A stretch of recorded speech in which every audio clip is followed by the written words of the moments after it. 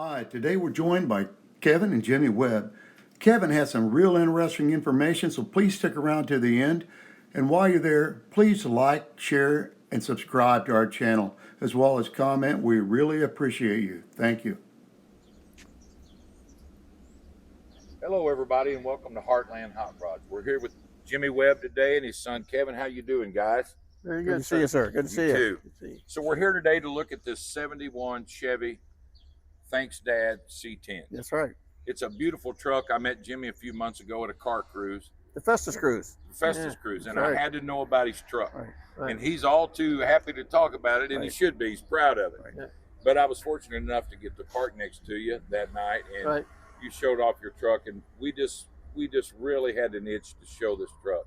So, Kevin, you are the builder. Tell us a little bit about the story and how your dad came to own this truck here, if you don't Well, mind. as someone who works on cars, when you're a car person, you always have an inspiration. Sure. For younger people, it might be videos, it might be video games, things of that nature. But when you're my age, or maybe even a little younger, it was model cars and Hot Wheels. Sure. That's what we started with. Sure. And with my dad, I was always fascinated because at the kitchen table, he would build model cars. And I was the one that was on the edge of the table watching him, probably getting in his way, but he always let me watch him put it together. And the way he did it, he took his time, he was very patient with it. And he was a car guy from the early beginning. I mean, I can remember he had a 62 Catalina that was really cool. I'll never forget it. And he's also a carpenter. And when you're a carpenter, you're always a carpenter. So he really didn't get too much to get a chance to build cars. That skill set. That skill set Yeah. is different. I can't do a carpentry. I can't weld a two by four together. So I have to do this. So the inspiration, Father's Day was coming up. He was going to turn 80 years old, and it's like, you know what?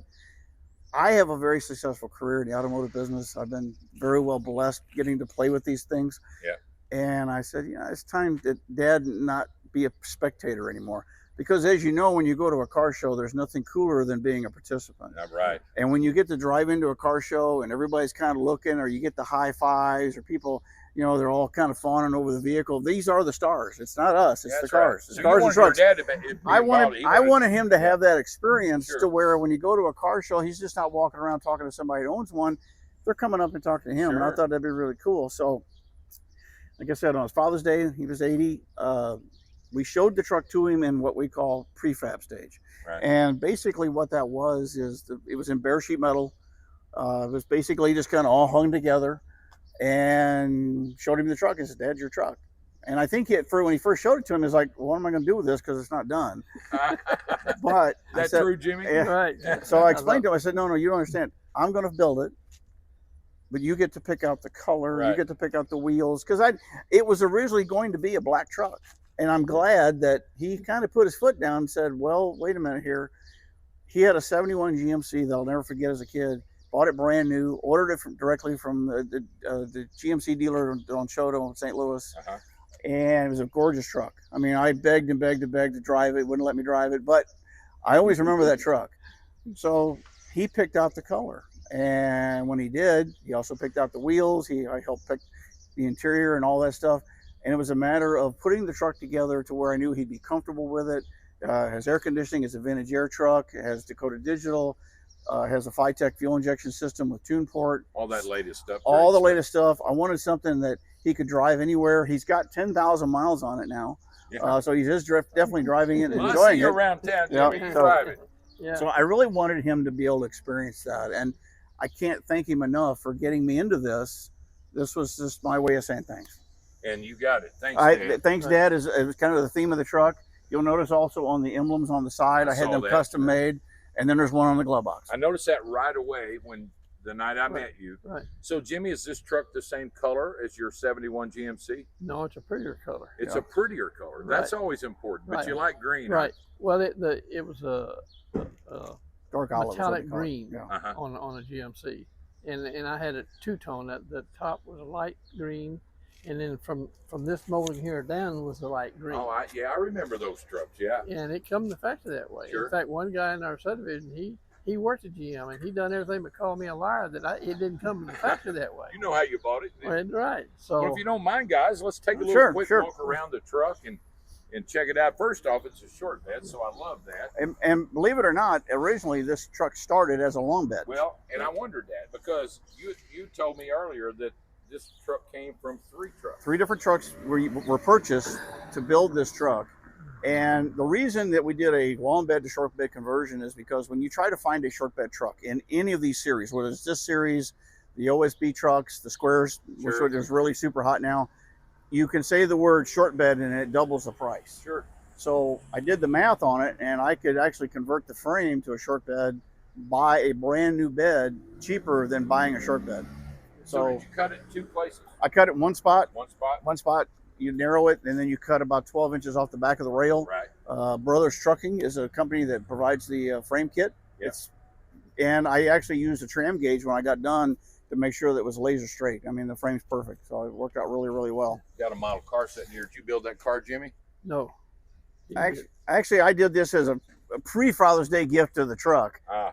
because this was the model car I always remembered watching him build on the kitchen I did table. build So, one like it, but not Not I think, that one. I think it was one Christmas I gave it to him. I said, you know, that was kind of a thank you. But as you can see, again, the emblems are custom made. Oh, wow, yeah. Yeah, the thanks, Dad. It's got the lower chrome, not the top chrome, like a typical Cheyenne most of the time. Right, has. right. I like this look better sometimes, especially on the solid color. Right. No, It really. we agreed that would look better that way. And there was only one other thing that I told him I did not want, and that was a gas tank in the middle of the bed. So you removed it from behind the seats. Was behind the Right. seat, and because it's a fuel injected truck, I knew I could put it. I had to put the tank in the back of the truck. Sure. And he had gone to enough car shows and things of that nature with me that he'd always knew that most fillers are in the bed, and you got to drop the tailgate. And you know, I'm showing him the truck in prefab, and he's looking around. He says, "Well, where am I going to put gas in it at?" And I said, "Well, I'm not really sure. I haven't thought that out yet." Show him. Jimmy. And I he love said, "I tell you what, you're the builder. You figure it out." Yeah. So that's what I did. You know, after I met Jimmy, I looked at this kit, Yeah. and it's pretty affordable, actually. It's not too bad.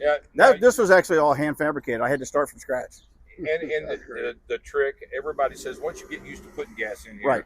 it's Right. easy. Right. Yep. It's a little tricky in the beginning, but if you go in the right angle, it's perfect. I just love that because it's completely hidden and no one would ever suspect that. Well, now we've told the world. you could get it with this here would come down, but that was $850. Yeah. Yeah, kind of And pricey. This here is less than 75. And this is held magnetically. Yep. Is that correct? Mhm. Little magnet there, so it doesn't Perfect. bounce.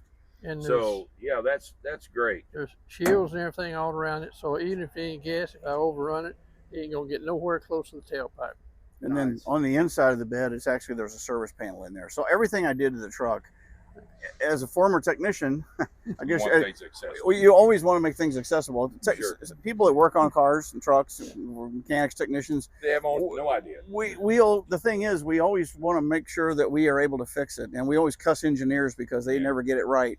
So I was very careful when I did the fuel fill that it was completely serviceable. That something ever happened to me, he could take it anywhere and get it fixed. Sure. The rest of the truck, it does have a hidden tailgate or a hidden hitch in the back. He does ride bikes, And he showed me that too. so we put that in there. I love that. Yeah, Now, I can put my bike rack on is there. it a lot of trouble to No. open this up? No. You mind doing that for us, Jimmy? I love this. It's got a custom designed rug that lays right in there. It's And you it's can like see the over on the side, you interior can of a see car, the fuel filler neck, the service area over there, this panel Yep. here. Right. all matched. And it doesn't stick out any further than the No. No, than the bump in the no, back. very So- careful. It all bolts in. Everything. And it's really not noticeable. Now is this carpet something you had to have? I had to have made. Custom And when the truck was being built, there was a little bit of a shortage of carpet. I had to beg for carpet because I knew I could get the interior carpet a certain color. And you know, as men, we're kind of colorblind. Sure. So my mom and my wife picked out all the colors. They were the ones in charge of the colors. They decided they wanted this color carpet, this is the way that everything was set up. And I was fortunate enough to have a friend of mine that does upholstery. He, once I cut it, he did the beading on it and everything, so it just looks nice. Oh, and it Keeps it clean. yeah, it's like a car interior. Yep. Jimmy's got it mastered too. Now I love these little stake pocket covers. Those are kind of funny. That was a last minute decision after we put the top on. And this, believe it or not, the top is what got us to the SEMA show. The company called Truxedo, he picked out the top and everything. And I'm a member of SEMA, my company. We do a lot of things with SEMA. And they had a Battle of the Builders. And in 2022, I submitted an application to take the truck. I thought it'd be kind of fun. I didn't expect to get a phone call, but I thought it'd be kind of cool. So about 2 weeks before SEMA, I get a phone call from a company that makes the top and says, hey, we had a truck that was supposed to be done. It's not finished. We saw your truck. We saw it has a cover on it. Can you get it to SEMA? Okay. So a lot of scrambling, a lot of, late nights. Okay, let's make it last minute stuff. I never worried about a vehicle more than anything because I had to take it in an open trailer at that time. Sure. That's all I had. Took it all the way there, did the SEMA show, did the cruise. The SEMA cruise was probably the best part of it because I got to cruise in front of 100,000 people. Sure. That was a lot of fun. Didn't place, didn't expect to, but had a lot of fun. This shows you the level of building is just unbelievable at the SEMA show. As a SEMA member and an HRI member, this is what we get to do. And I always tell people, we get to work on the cool stuff. I don't know about you, but when I build something, it's cool for a while, but then the thrill is gone a little bit. That's true. A lot of people there's an awful lot of people that will build them and never drive them. Yeah. They sell them immediately. They're like kids wanting to build model cars again. They just want to do that. Hey, guys, not to jump on you here, but I look down and I considered Riddler wheels for my car. I love this style for this truck. You got Riddler wheels. BF Goodrich rubber, is that right? Yep. Right. It's a Advantage TAs. Fact that it's all black wall. Yep. And what size are they?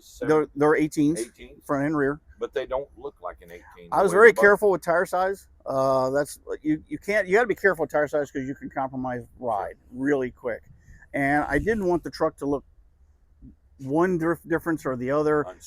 Unstock. I mean, 20s, 22s are great on some vehicles, but it didn't match him. But you got sidewall. I got sidewall. Truck ride's really great. Right there. And I know the truck ride's pretty good because after we did the SEMA show in 2022 on the way home, my tow vehicle broke down, transmission came apart, and I drove this 1,500 miles home. From Nevada. From Nevada. So with the cruise on, air conditioning on, everything, it was a great trip. You figured it out. It all worked I did. fine. It's dependable.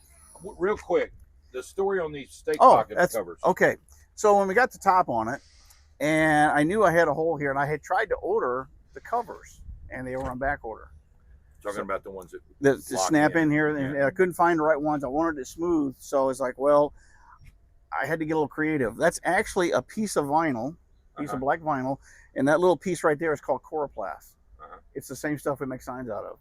And I just trimmed the little piece, stuck it on there. There you go. Works. So your other parts come in, and he didn't want to change them. He didn't want to change them, because they look. These actually look better. In the file cabinet. Yeah, you got them. You got what you like, right? I tell everybody that's a solar panel. It's a nice door panel. Yeah, check out this interior. It's got ThanksDad on the glove box too. Factory radio. Now I know you probably, and I'm gonna just for our viewers, bring up the seats. The seats are beautiful. They match everything perfectly. Oh, yeah. And they match this truck perfectly, especially without that gas tank. But you don't know what they came out. I have no idea. It was one of these things where you kind of we had originally was going to put a set of OSB bench seat in it and then truck get it recovered and everything in leather, and stumbled upon that on Facebook Marketplace, and went to look at them. It came with the console. The seat brackets didn't work. I had to make new seat brackets. There's actually subwoofers underneath the seats, along with the fire extinguisher. And then if you look here on the dash label, this is one thing I'm kind of proud of. Every vehicle, the dash label was custom made for that particular vehicle. Sure. So I duplicated it, and I put everything that I did custom made it on the label. Great. So that's great. That is really neat. So I love the radio.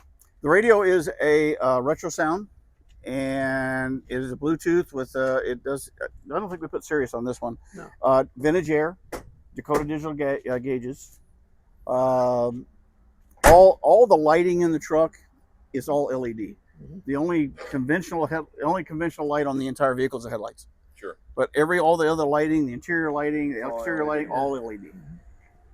You did a great job. So if anybody knows what those seats look like they came out of, we'd love to know. I'd love to know. Because I know he gets tired of being asked about it, and I get tired of it. Where'd you get those seats? I have no idea. If anybody knows what style seat that is, tell us. We'd love to know. And one of the other things on the build was, you know, when you're building one of these trucks, don't be afraid to look for bargains. I got the brakes, the Willwood disc brakes. I had to drive to Bowling Green, Kentucky to get them, but a guy was always upgrading, and they were brand new. They had never even been run. So I got a really good deal on those. Oh, yeah, I always power shop when I can, but I want quality. I won't sacrifice the quality, and I love this part about it because I've tune ported a few old cars in my day. Tune port's just awesome. Well, and I wanted something that was. We talked about an LS at first, and I know that this engine's probably around 300 horse. I know he would rather have 500 horse, but I'm not sure that my mom would agree with that. He's already gotten himself in trouble a couple times. But we did the tune port. It actually, when I bought the first truck, the original truck, it had the tune port engine in it, and I got tune port one of my street rods that I run. I like it. I like the styling of it. It's different. So I did run the serpentine belt system, dual engine control fans, again vintage air. The Coda Digital Cruise. We have a relay center over here that controls all the relays of the truck.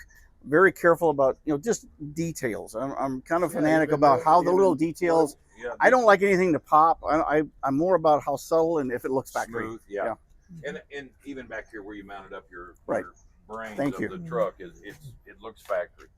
Originally the truck had the factory OEM fuel injection system in it. Sure. Had a lot of drivability problems with it.